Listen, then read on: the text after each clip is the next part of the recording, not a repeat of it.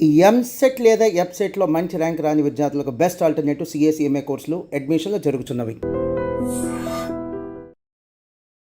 నమస్తే, welcome to I Dream talking point with కవిత.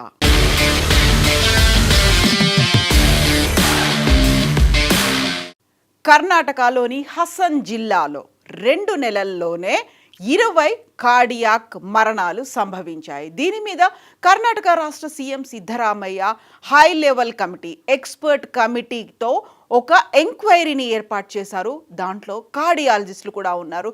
10 రోజుల్లో ఆ కమిటీ నివేదికని అందజేస్తోంది.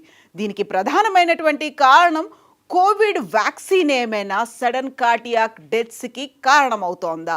ఇదే మాట, ఇదే ఆలోచన ప్రతిసారి పదే పదే వస్తోంది. కరోనా మరణం జరిగినప్పుడల్లా కరోనా వ్యాక్సిన్ తీసుకున్న తర్వాత సడన్ కార్డియాక్ అరెస్ట్తో యంగ్ జనరేషన్ చనిపోవడం అనేది, 18 to 45 ఇయర్స్ ఏజ్ లిమిట్లో ఉన్నటువంటి అడల్ట్స్ సడన్ కార్డియాక్ అరెస్ట్తో చనిపోతున్నారు అనే మాట మనం కరోనా తర్వాత వింటున్నాము. అందులోనూ కరోనా వ్యాక్సిన్ వల్లే ఇలాంటి మరణాలు సంభవిస్తున్నాయా అనేటువంటి డౌట్ ప్రతిసారి పదే పదే కరోనాకి సంబంధించి వ్యాక్సిన్ తీసుకున్న తర్వాత ఆ పీరియడ్ తర్వాత కార్డియాక్ అరెస్ట్తో చనిపోతున్నారు అంటే వింటూ వస్తున్నాము.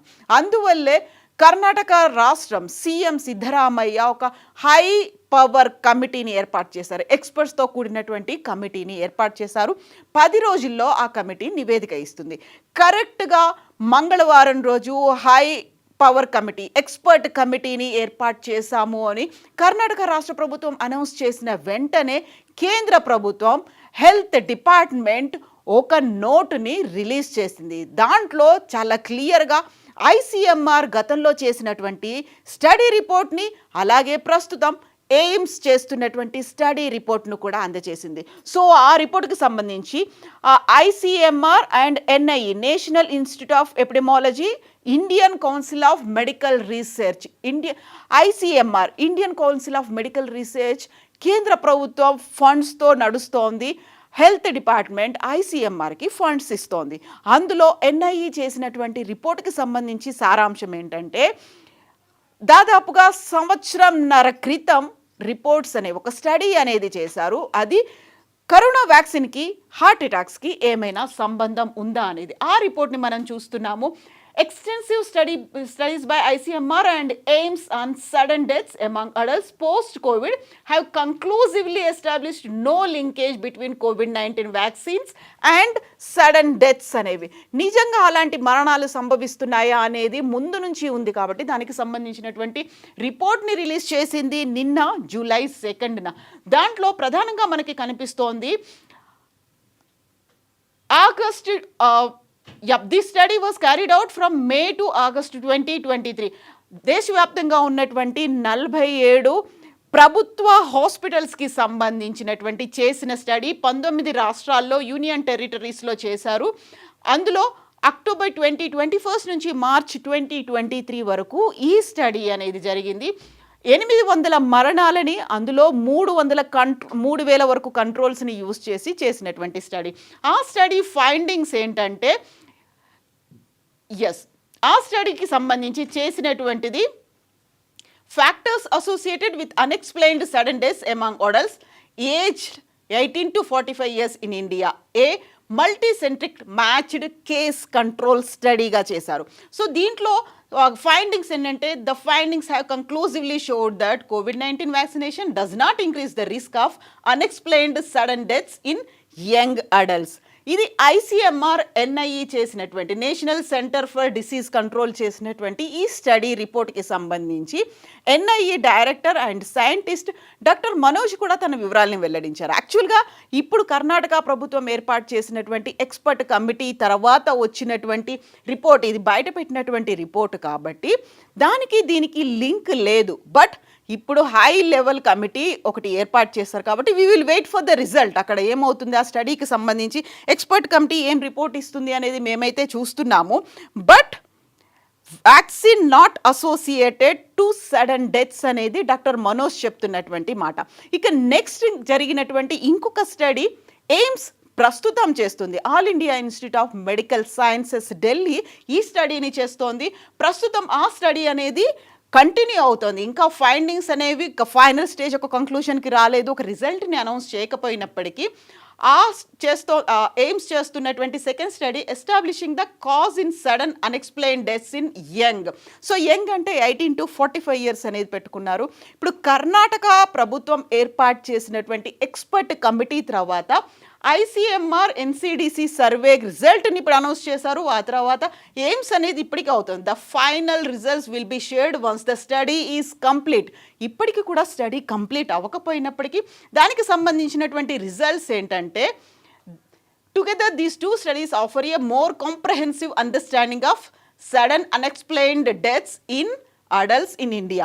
సో ఎన్సిడిసి అండ్ ఐసీఎంఆర్ చేసింది 1.5 year బ్యాక్ స్టడీ. దానికి ఇప్పుడు ఎయిమ్స్ చేస్తున్నటువంటి స్టడీలో కూడా రిజల్ట్ అనేది పెద్దగా తేడా లేదు. అంటే కరోనా వ్యాక్సిన్కి సడన్ కార్డియాక్ అరెస్టులతో జరుగుతున్నటువంటి డెత్స్కి లింక్ అనేది లేదు. దానికి సంబంధించి చెప్తున్నటువంటి రీజన్స్ కూడా చాలా డిఫరెంట్గా కనిపిస్తున్నాయి. సో ఇప్పుడు మనం ఐసీఎంఆర్ అండ్ ఎయిమ్స్ స్టడీస్కి సంబంధించి చూస్తే కంక్లూషన్స్ అనేవి vaccination does not appear to increase the risk, whereas the role of underlying health issues, genetic predispositions ఇవన్నీ ఉన్నాయి. జెనెటికల్గా వాళ్ళకి ముందు నుంచి లక్షణాలు ఉండొచ్చు, లేకపోతే వాళ్ళ ఫ్యామిలీలో ఆ హిస్టరీ ఉండొచ్చు, లేకపోతే జెనెటిక్ మ్యుటేషన్స్ అయ్యి ఉండవచ్చు, లేకపోతే కరోనా గతంలో చాలా సీరియస్ స్టేజ్కి వచ్చిన తర్వాత వచ్చేటువంటి అదర్ ఇష్యూస్ అయి ఉండొచ్చు, లేకపోతే లైఫ్ స్టైల్ డిజార్డర్స్ అయి ఉండొచ్చు, వాళ్ళు ఆల్కహాల్ కూడా తీసుకుంటూ ఉండొచ్చు అనేటువంటి ఒక ఫైండింగ్స్ని ఇచ్చారు. అండ్ మోర్ ఓవర్ ఇక్కడ ఇంట్రెస్టింగ్గా కనిపిస్తోంది,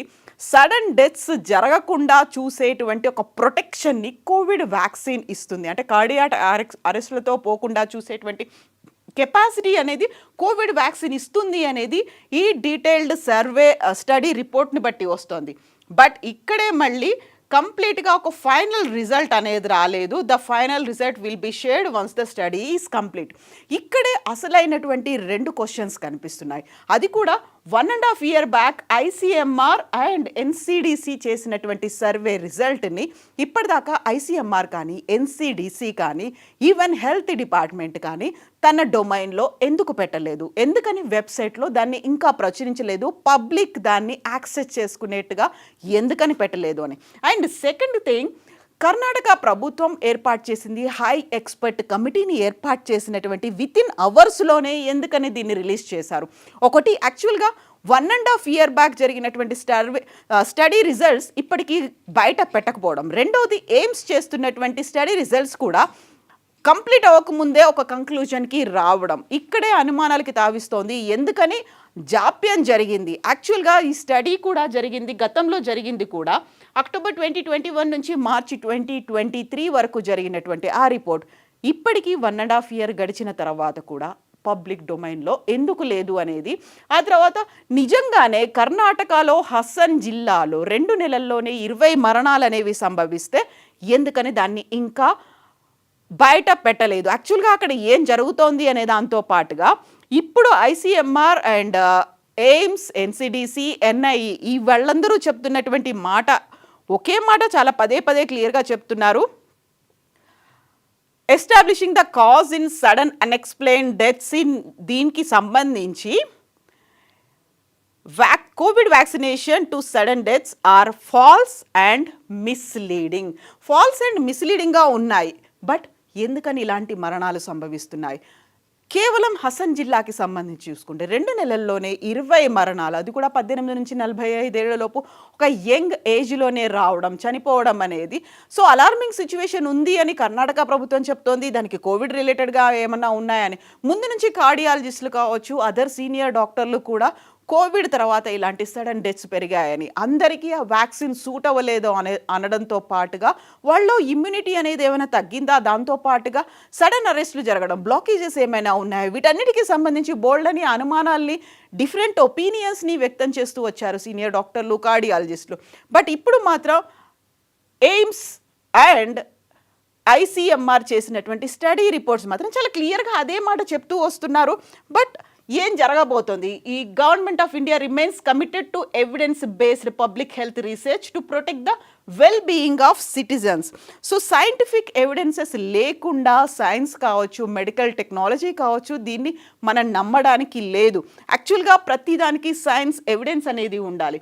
బట్ సైన్స్ ఎవిడెన్స్ అది చూపించట్లేదు అని ICMR and AIIMS, NCDC, NIE ఇవన్నీ కూడా చెప్తున్నప్పుడు ఈ కాజ్, ఆ లింకేజ్ అనేది ఏం జరిగింది? దీనికి సంబంధించి $1 మిలియన్ క్వశ్చన్గా ఉంది. సో మనం హెల్త్ని ప్రొటెక్ట్ చేసుకోవడం, హార్ట్ని ప్రొటెక్ట్ చేసుకోవడం, చాలా సేఫ్గా ఉండడం, at the same time young ఏజ్లో జరిగేటువంటి ఈ హార్ట్ అటాక్స్ నుంచి కంట్రోల్డ్గా ఉండడం, జరగకుండా చూసుకోవడం ఒక మ్యాసివ్ టాస్క్లా మారింది. ఇమ్మీడియట్గా అయితే కేంద్ర ప్రభుత్వం ఉన్నటువంటి అపోహల్ని దూరం చేయడానికి ఒక స్టడీ పెట్టినప్పటికి కూడా దాన్ని పబ్లిక్ డొమైన్లో అందరికీ యాక్సెస్గా ఎందుకు లేదు? జస్ట్ పిఐబి నుంచి ఒక ప్రెస్ నోట్ని మాత్రమే రిలీజ్ చేశారు తప్ప రిపోర్ట్ని ఇప్పటిదాకా ఎందుకని పబ్లిక్ ముందు ఉంచలేదు, ఎందుకని మీడియా సంస్థలకు ఉంచలేదు, ఎందుకని దాన్ని యాక్సెస్ చేయలేకపోతున్నాము?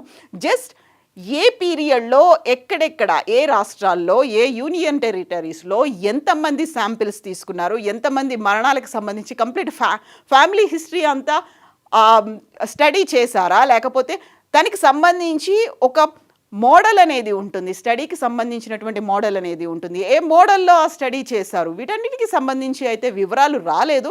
బట్ 10 రోజుల్లో హై పవర్ కమిటీ అనేది, ఎక్స్పర్ట్ కమిటీ అనేది కర్ణాటక హసన్ జిల్లాకి సంబంధించి ఒక రిపోర్ట్ని ఇవ్వబోతోంది. ఆ రిపోర్ట్లో ఏం చెప్పబోతున్నారు?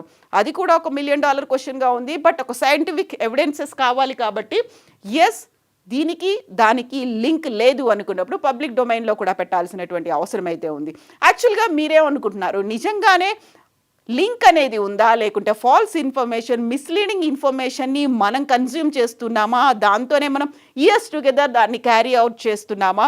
యాక్చువల్గా కోవిడ్ వ్యాక్సిన్కి సడన్ కార్డియాక్ అరెస్ట్లు, సడన్ డెత్స్, అది కూడా యంగ్ పీపుల్లో రావడానికి కారణాలు ఏమై ఉంటుందని మీరు అనుకుంటున్నారు?